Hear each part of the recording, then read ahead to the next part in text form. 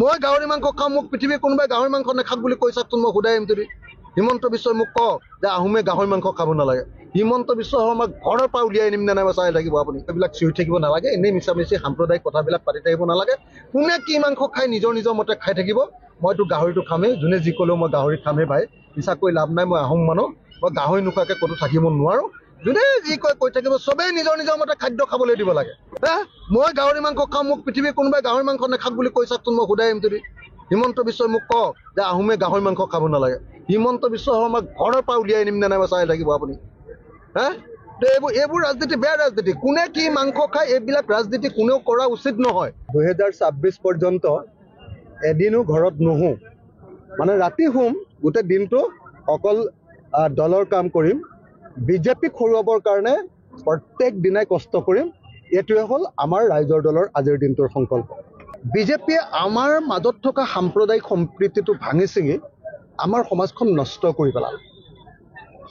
মানুহৰ মূৰত পোক সুমুৱাই দিলে হিন্দু মুছলমান। মানুহে এতিয়া মানুহ হিচাপে চাবলৈ বন্ধ কৰি দিলে। এতিয়া কেৱল মানুহে হিন্দু মুছলমান খ্ৰীষ্টান জৈন এই হিচাপত মানুহক চাবলৈ ল'লে। তাৰ ফলস্বৰূপে যিটো ছ'চিয়েল ফেব্ৰিক আছিলে আমাৰ, এই গোটেই ছ'চিয়েল ফেব্ৰিকটো ধ্বংস হৈ গ'ল।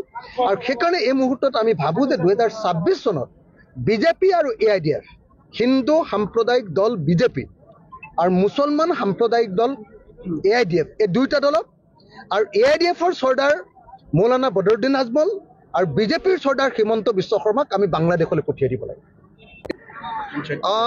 উপনিৰ্বাচনত কংগ্ৰেছে আমাক প্ৰতাৰণা কৰিলে হয়, আপুনি কোৱাৰ দৰে প্ৰতাৰণা কৰিলে হয়, একদম কনফাৰ্ম যে প্ৰতাৰণা কৰিলে, বিশ্বাসঘাতকতা কৰিলে, 2 নম্বৰী কৰিলে।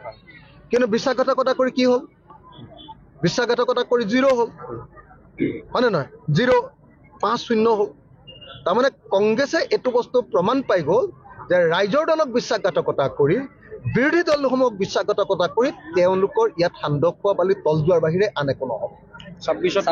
মানে কোনো পধ্যে ৰাইজৰ দল বা অন্যান্য আমাৰ বিৰোধী শক্তিবিলাকক নোলোৱাকে কংগ্ৰেছে যে 2026ত কেতিয়াও বিজেপিক হৰুৱাব নোৱাৰে, এইটো কনফাৰ্ম।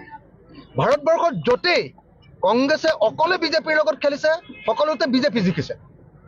য'তেই সকলোৰে লগ লাগে বিজেপিৰ লগত খেলিছে, তাতে বিজেপি হাৰিছে, হাৰণ দিছে বিজেপি। গতিকে 2026ত আমি সকলোৱে একেলগে খেলিবই লাগিব। কংগ্ৰেছে এতিয়া দৌৰ মাৰি আমাৰ লগত আহিবই লাগিব। আৰু কংগ্ৰেছৰ কোনো উপায় নাই। কংগ্ৰেছে মুখেৰে যিয়ে নকওক লাগিলে, যদি বিৰোধী ঐক্যমঞ্চৰ লগত নাথাকে, কংগ্ৰেছে 2026ত হাৰণ দিব, বেয়াকৈ হাৰিব। সেইকাৰণে মই ভাবোঁ যে কংগ্ৰেছে 2026ত ঐক্যবদ্ধ হ'বই লাগিব। মই আশা কৰোঁ কংগ্ৰেছে এতিয়া আৰু অহংকাৰ নকৰিব আৰু কাকো প্ৰতাৰণা, কাকো বিশ্বাসঘাতকতা কৰা ৰাজনীতি নকৰিব। সকলো মিলি প্ৰথমতে বিজেপিক খেদি লওঁ, তাৰপিছত লাগিলে পিছত কংগ্ৰেছে অকলে যদি চৰকাৰ কৰিব পাৰে কৰিব। কিন্তু প্ৰথমতে আমি সকলোৱে মিলি কংগ্ৰেছ, ৰাইজৰ দল, AJP, CPM, CPI যিমান দল আছোঁ চবেই মিলি আমি আগতে বিজেপিক খেদাই লওঁ। বিজেপি খেদোৱাৰ পাছত তাৰপিছত অকলে অকলে যি কৰে কৰিব।